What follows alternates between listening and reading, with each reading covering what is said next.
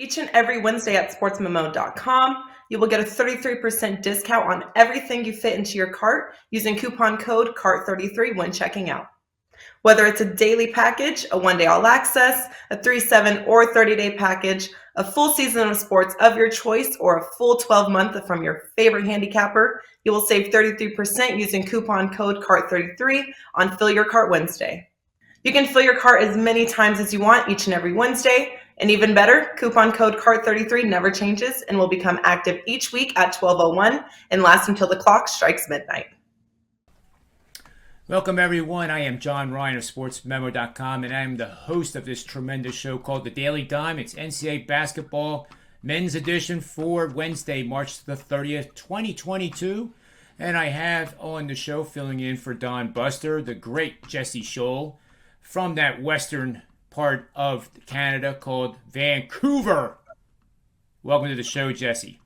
And we have Rocky, which is in the direct opposite corner of our nation, from Georgia. And he's a regular on this show. So not Georgia, South Carolina. Oh, South. I am corrected, but they're pretty close together. The southeastern part of the United States, which also includes Florida, I guess. Anyway, enough for the geography lesson. Let's move on to our first game, gentlemen. And that's going to be done by the great Jesse Schule. And we're going to be talking about the Xavier Musketeers in the NIT final against the Texas A&M Aggies. I think both of these schools before the NIT were hopeful that they were going to be in the big dance.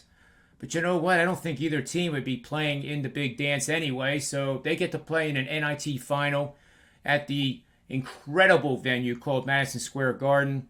As you can see on the chart, the line and the total, what the team's records are. I won't belabor the point. We'll just turn it over to Jesse to find out what his best bet is on this game. Well, John, I did have the Aggies last night, and they won big in the semifinal at Madison Square Garden against those Cougars. And I find myself in danger of falling in love with this Texas A&M team. But it was interesting in your setup there. You said both of these teams were hoping to go to the big dance. I'm going to beg to differ on that.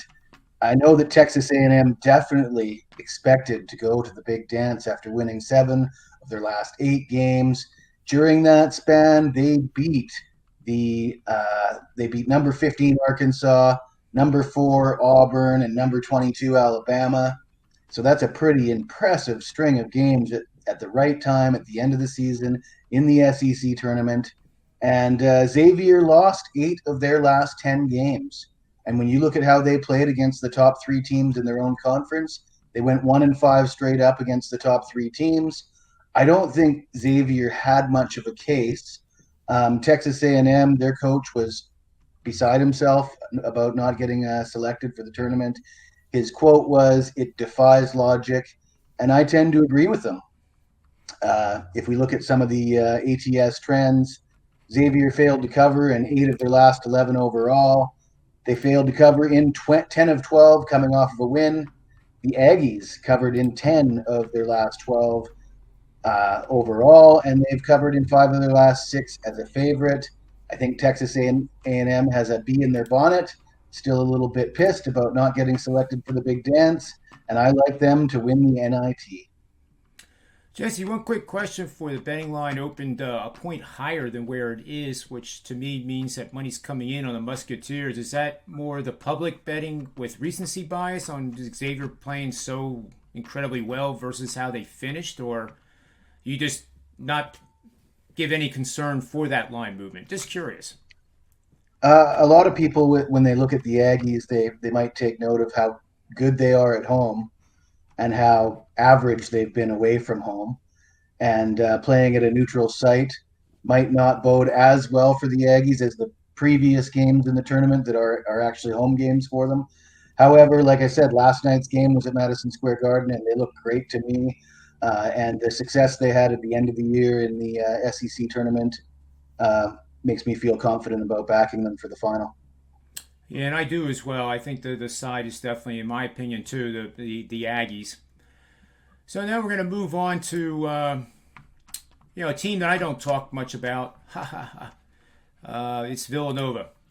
Villanova is in the Final Four, and these 4 teams, it's interesting, guys, that the tournament started out with that first game, Notre Dame against Rutgers, double overtime thriller, and it just opened the door for more drama throughout the rest of the tournament. I believe there was a team from North Jersey called the Peacocks, which Jesse Schule did say that if they made the Final Four, he would have dyed his hair peacock blue. And unfortunately, I was on North Carolina in that last game, and I think all of us probably were. But if they would have, boy, I'll tell you, Jesse Schule with blue hair, I mean, that would have been something. That would have been something. I would have lost $1,000 on the bet just to see him with blue hair. But we're spared. We're spared the sight of it. Right, Jesse? For now, we might make a similar bet in the future, though.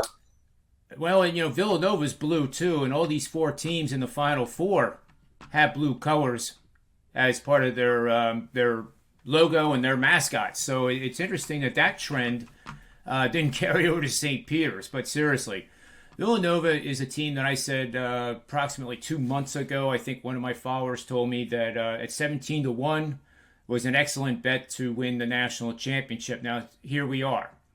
So at BetMGM, I could actually cash in that ticket now for a pretty good profit. But if you didn't do that and you don't have any futures bets on now, this is what I'm going to recommend. Instead of betting the futures market at 6-1, I think it's 5-1 right now at BetMGM, you're better off taking this game in front of you here on the slide and using the money line. And granted, the money line isn't all that much. It's right around plus 150. 145-ish. But if you bet $100 on your future bets and you do that, and Villanova wins, because for your futures bet to win, obviously you have to win the next 2 games, you're going to do better betting the money line than you will taking the futures bet. Because if Villanova would upset Kansas and they go up against, say, Duke, they're going to be at least 6.5, maybe 7-point underdogs in that championship game. North Carolina, I think, is going to be a favorite as well over Villanova, possibly about 4.5 and maybe more, because North Carolina now is a juggernaut, and we're going to talk about that game next with Rocky. And North Carolina looks quite good. Duke, on the other hand, they start 5 McDonald's All-Americans, and they have a 6th one that doesn't even start, that comes off the bench as the first man off the bench. So they're pretty much loaded as well. But in this matchup, if you're thinking Villanova here, don't do the futures bet. Bet the money line here in the first game against Kansas. And if they lose, you're losing the same amount of money that you would have lost if you did the futures bet. You have to win 2 games for that futures bet to cash. And you would be getting at least, in that championship game, I'm willing to say that Villanova would probably be priced around plus 280 to 300 on that money line. If you carry over the profit you make from the first game, $100 makes $155. You take that $250 and apply it to the championship game on the money line. Your risk is $100, but then you open up a possibility of winning up to $800 combined between the 2 games. Any questions on that? You can drop it in the comments section here in the YouTube channel. I'll be sure to get back to you with the answers. So that's my take on the Villanova. And yes, I do think they will beat Kansas, obviously. Now we're going to move over to Rocky here, and this is the Duke Blue Devils. Coach K, his final NCAA tournament, his final round of 32, his final round of Sweet 16, Elite 8, now Final 4. And as I said, Rocky and Jess, 6 McDonald's All-Americans are what you face every time you go up against Duke. But recently, the Tar Heels, even though these schools are only 11 miles apart, I am told, and you guys can correct me if I'm wrong, that this is the first time that Duke and North Carolina have ever collided in the NCAA tournament. I mean, how unusual is that, if it is true? But let's turn it over to Rocky here, and let's see what he has to say about this incredible matchup that has so much drama I can't even begin to tell you. Thank you, John. You bet. I know for sure that they haven't met in the Final Four. I'm not sure about the tournament itself, though. But these 2 teams, as far as this year, they've met twice in conference play this season. Duke won the first game 87-67 early in the season. But then more recently, back on March 5th, North Carolina won 94-81 playing in Duke. North Carolina's been played incredible in the big dance. They beat Marquette easily in the opener, 95-63. They then beat number 1 seed Baylor in overtime, 93-88. And as I said in last week's show, in the Baylor game, they led by 25 points with around 10 minutes remaining. Brady Manick got ejected. Star guard Caleb Love, he fouled out early, and Baylor erased that deficit, sent it to overtime. Then North Carolina then crushed Cinderella St. Peter's 69-49 in the Elite Eight game, in a game that was never in doubt from the tip. And as I said a few shows back, this North Carolina team would go deep into big dance, and they could win it all. They're playing good at the perfect time here. In the postseason so far, Brady Manick leads the way in scoring, 19.5 points per game. Armando Bacot, 15.8 points per game. Caleb Love, 15.3 points per game. R.J. Davis, 12.2 points per game. Bacot's averaging 14.7 rebounds per game in the postseason. And as I said before, this Tar Heel team, they don't go deep at all. Starting five is going to play a lot of minutes, but I'm not worried about that, as they've had several days rest here, unless they get into foul trouble. Then they get into a little bit of trouble. You add Leaky Black as the fifth starter. He's not very good on offense, but he does add real good defense to the team. It seems like they've had a different player step up in the postseason. Caleb Love was incredible against UCLA. He scored 30 points in that game. R.J. Davis, he stepped up his game against Baylor. He scored 30 in that game. Bacot's consistent double-double all the time. Brady Manick, very underrated in my opinion. This Tar Heel team, they're really good here. Let's look at a few trends. North Carolina's 96-62 against the spread the last 158 games after allowing 60 points or less. North Carolina's 4-0 against spread the last 4 games as an underdog. North Carolina's 7-1 against spread the last 8 games after a straight-up win. Duke is 3-7 against spread the last 10 games in the NCAA tournament. And Duke is 3-7 against spread the last 10 games against teams with a winning percentage greater than 600. The only thing that worries me here a little bit here is this being Coach K's last year. Those players, they don't want to lose here, especially to North Carolina. And what a story it would be for Coach K winning the national championship in his final season. But we also have to think about Hubert Davis. He's taken over a great North Carolina program in his first year, possibly competing for a national championship here as well. So I've got to go with the Tar Heels in this one, plus the points, maybe sprinkle a little pizza money on the money line here. North Carolina plus the points to win. I love the breakdown, Rocky, and you're right about Hubert Davis being a rookie coach. He would be only the second one since Steve Fisher of the University of Michigan Wolverines pulled the trick off several years ago. I forget what year that was, but it was more than I remember, so it had to be a while back. So there you have it. We have the NIT with Jesse Schule and the Texas A&M Aggies. We have myself with the futures bet and money line bets on Villanova. Should they be able to win the next 2 games, and how to play that strategy using the money line to your advantage. And then we have Rocky on the North Carolina Tar Heels.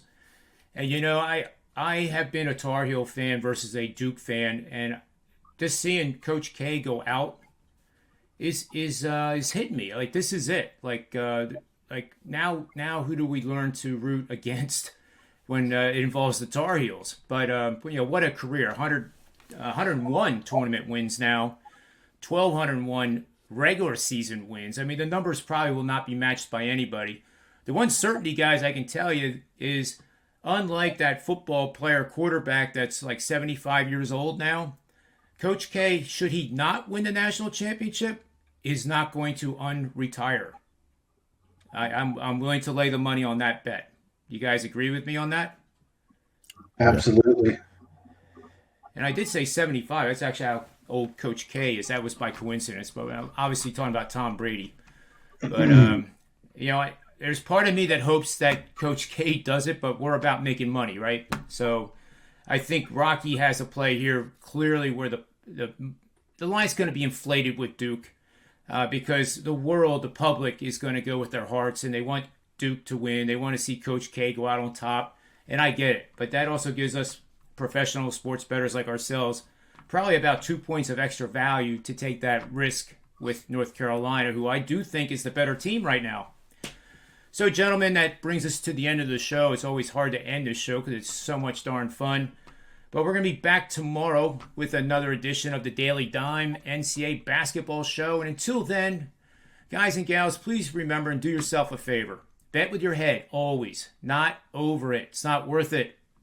And the last thing, and most importantly, is may all the wins be yours.